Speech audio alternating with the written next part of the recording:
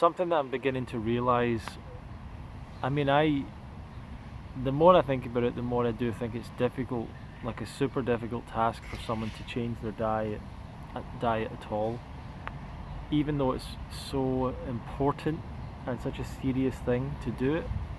But I really appreciate more and more how hard and difficult it is.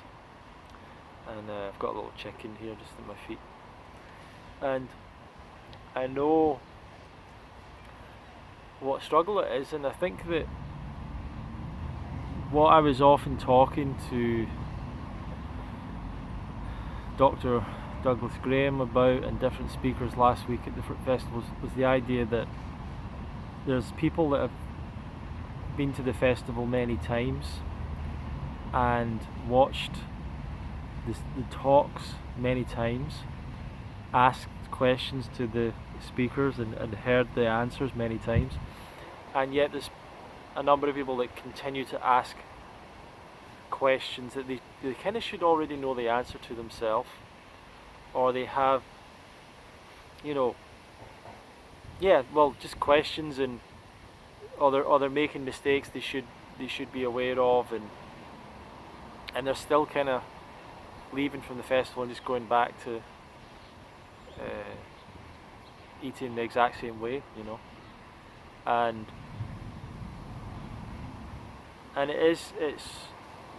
it's funny, but it makes me remember and realise that there is a lot of information to take in when it comes to this diet, and there's a lot of people that sort of fail long term because they lack that information. And one, I wouldn't say mistake, but one thing that's happened to some people is that they've got into this, made a change, feel good, keep going with it for a bit, and for whatever reason they have the charisma or the appeal or the good looks or whatever, and they become popular, they become a presenter, they start talking or speaking at the festivals, and then not long after that down the line maybe that gets boring to them, and then they're looking for something else, and they're not interested in the raw vegan diet anymore, and they change diet, they might go back to eating all sorts of other stuff, and they kind of forget what they were doing and why they were doing it, and a lot of the time people are just too quick to want to be like the rising star and the movement and all that, and I see people that have not been doing this for that long, but they start to think they know what they're doing, and then they're kind of questioning me or certain things that I'm doing, or the way that I'm doing it, or the way that my mindset is, or whatever, and they're kind of like they're kind of telling me that I'm wrong, Wow, the sun's just came out, it's beautiful. But there is a lot of information to take in, and I went to a lot of, I think I've counted that I've been to like 26 fruit festivals, and I've been to multiple talks and presentations over and over, and Q&A sessions, and asked questions, and been part of all sorts of classes, and read books over and over and over, and listened to videos and lectures over and over and over and over and over, beyond the point of boredom, beyond the point of, oh, this isn't new to me. I was saturating myself, saturated my mind, saturated myself with this information, and I realised that people really need it, and I needed it. I needed to saturate myself. I couldn't just do it one time, but I was so passionate about this that it wasn't an effort to me. I didn't push myself to do it. I've never been great at pushing myself to do things. I learned how to play guitar because I just had a passion for it. I didn't force myself to learn to play guitar. And when it came to this, I wanted to go to events and meet people, and wanted to watch the videos, and wanted to to go raw, 100% raw, and wanted to experience that. And maybe the reasons that I wanted to experience that in the first place were things that didn't really manifest, you know. But that got me interested in it, and then I realised there was an even greater benefit to it. But I know that it is difficult, and I do think there needs quite a lot of commitment to do it. And my concern is that people have high expectations, and that a lot of people will fail on this lifestyle, feel bad about it, and they'll always have a negative feeling towards raw food because of that. And that's kind of a shame to me, you know. So I do want you to know that it is a difficult old journey. One of the most difficult things you'll ever do. Very hard to do alone. Very hard to do without others around you who are doing it, or at least interested in it. And without the online community, even tougher, you know. And the people that were because we're starting to get mainstream doctors and stuff interested in the raw vegan diet. But it used to be like cranks and weird people, you know, and woo-woo people. That's who all used to be into raw food. And now more and more we have like athletes and stuff, and so I just wanted to say that, you know, it's a tough journey, and you're going against the mainstream. You have to have experience of that. You have to be not a person that just always goes along with what everyone else does. You know, you have to have at least made a few stands in your life where you've said, well, I'm not going to go along with what everyone does. And yet there's still challenges and problems. There's still people that make mistakes with the raw vegan thing. And take the whole natural philosophy of like, if it's natural it's better, take that like too far. You don't want to take that too far. You don't want to take that too far. You can still use medicine, you can still take antibiotics, like you don't have to throw all of that out, you don't have to, no one's judging you for doing that. No one's judging you for taking a painkiller if you've got some pain and you can't sleep one night or whatever. Like, no one's trying to win the prize of like the world's most natural person, you know. At the end of the day, it's about making intelligent choices, some sacrifices when it comes to your health. I think trying to feel as good as you can every day, and I don't think living as long as you can is something you have control over, but it's nice to not shorten your life. Avoiding disease, avoiding pain, and that starts early. You know, that starts with building good habits early on, and not waiting until you lose your health. And I want to feel good, I want to look good, I want to have energy. I want to explore the world, or at least explore my own mind, and meet people and feel positive and good, and have a comfortable life, you know, and have an exceptional life. And I don't want food to get in the way of that, and that's what a lot of people have allowed to happen. And that's why I do think it's important. I think it's worthwhile being obsessed about your diet, because it is so important. But what happens a lot as well is that people get into, this is just some reflections of the festival, I suppose, because some of the stuff that was very appealing to people at the festival were you know, classes on self-love or hypnosis, or someone doing holistic therapies, and all of a sudden they've got loads of clients, they've got loads of people.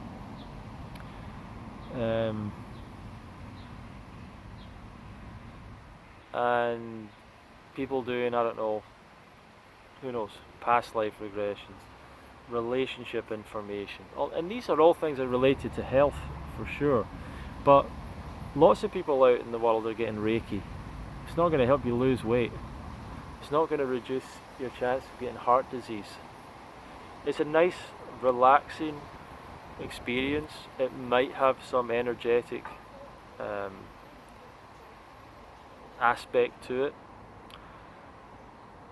but energy work alone and all that stuff alone is not enough to overcome your poor choices in the physical world, you know. Just like getting punched in the face. If you get Reiki after it, maybe it helps, but you're better off avoiding getting punched in the face. So the biggest mistake people make with their health and with their lifestyle is their diet. Most people, because of ignorance, and maybe they don't really care, they're just trying to get away with it. They kind of know they're unhealthy, but they don't know to what extent it affects them. But for people that are starting to wake up and become conscious of it, it's a really bad mistake not to take it seriously, and to get distracted by holistic ideas and therapies and the whole emotional aspect of life, and the spiritual aspect. It's very enticing to put all your energy towards that because it feels good to do that. Changing your diet, however, is far more powerful health-wise. It's a much simpler thing. Doesn't have all the bells and whistles, and it doesn't whatever, but it is the most powerful thing by miles in terms of improving your basic health. The avoidance of disease and illness, that is like the basic definition of health. The absence of disease or illness. If that is the case, most people are unhealthy. Most people have disease on some level, whether they know it or not, whether it's manifested fully or not. People are developing disease. The symptoms might not have overcome them yet, but people are developing disease with their lifestyle. And the body is so strong that people are able to cope with it, and the body is able to cope with it. But why force your body to cope? Why not give it a situation where it doesn't have to cope? That is my mindset. However, I'm very sympathetic to people. It is tough. Making this change is tough. On the other side of it, it is probably way tougher to live with disease and pain and misery and losing your job and your relationships and not being able to do things for people, and I don't know, losing all your money if you lose your health, or losing your life in an instant if you lose your health. So I guess it's not that hard, but it's a change that you can make over time, and it's a change that as you start to put more good stuff into your body, you want more good stuff. You start to train yourself to want more good stuff.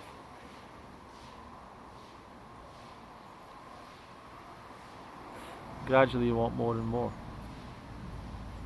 And then you do more of an elimination diet if you want to be a bit more aggressive with it. You start gradually eliminating things. So one day it might be, I'm going to eliminate all processed food. And then the next day I'm going to eliminate anything that has salt in it. And I'm going to eliminate, anything that's not whole foods. And then I'm going to eliminate rice or pasta or whatever. And then eventually you get down to just whole foods and fruits and vegetables. At that point you're eating a diet better than 99.999999% of the planet. And you could stay there if you like. But 100% raw is actually what our body feels best on. That's what I believe from my experience. And once you have that awareness and know that, you might as well do it. And it's difficult to get through the addiction hurdle. And some people don't believe cooked food is addictive, but it most certainly is. And especially certain things. And it's hard to give those things up. But I do think it's worthwhile. So it is a hard journey. keep going, keep immersing yourself in the information. Even when you get bored of hearing the same stuff, you probably haven't got it yet, is the funny thing. Keep on listening to the message over and over. Find those videos that inspire you, or those audios or podcasts that inspire you. Listen to them over and over and over. Over and over and over and over. Saturate your mind in it to the point that it saturates your unconscious, you know.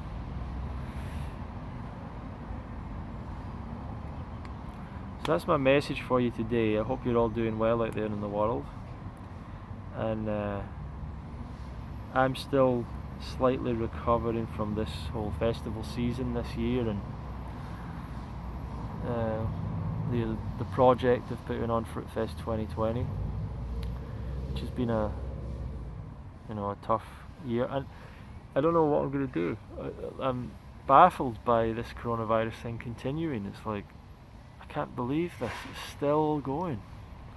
And up in Aberdeen, they've locked down again. I'm like, what are they doing?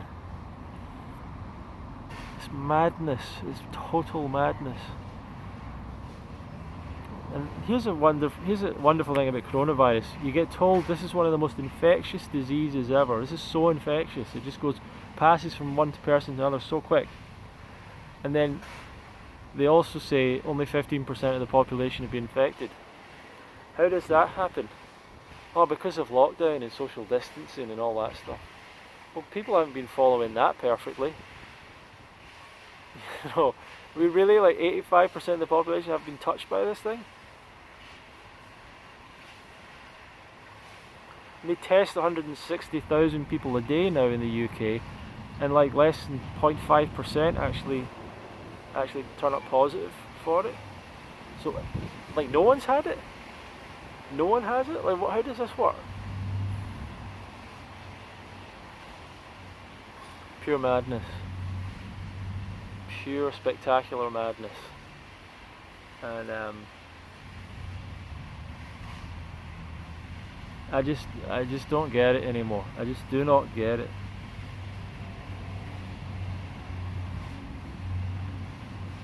Anyway, I hope you're having a good day out there. If you're starting off, start to eat more fruit. If you're further along the line, start the elimination diet. Start cutting stuff out week after week. You don't have to cut out everything overnight. You can cut out one thing you know is not working for you. Cut it out. Replace it with something else. A couple of weeks, a couple of months later, cut something else out. You don't have to do it straight away. If you're still on animal products, you want to get off that stuff as quick as possible. That should be the first job, because it is causing disease immediately, right now, every time that you consume. And you have to have that vigilant attitude every single time you consume these animal products. They're causing disease, they're causing damage. You have to have that mindset to cut these things out. Make it a never food, something you never eat. And get on an elimination diet kind of program, because I don't think anyone's doing it overnight. I don't care how much I can inspire you, or someone else can inspire you, or how sick you are. Well, you can do it overnight and do it for a week or a month or whatever, but long term, no one's doing it overnight and never going back. People claim that. I don't believe it's true. I think people's memories aren't so good.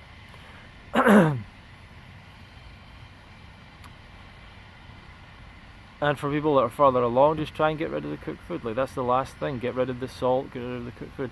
There's a lot of people who are raw still eat salt, actually. I've started to realise that. But it means that they continue to eat things that aren't so great, you know.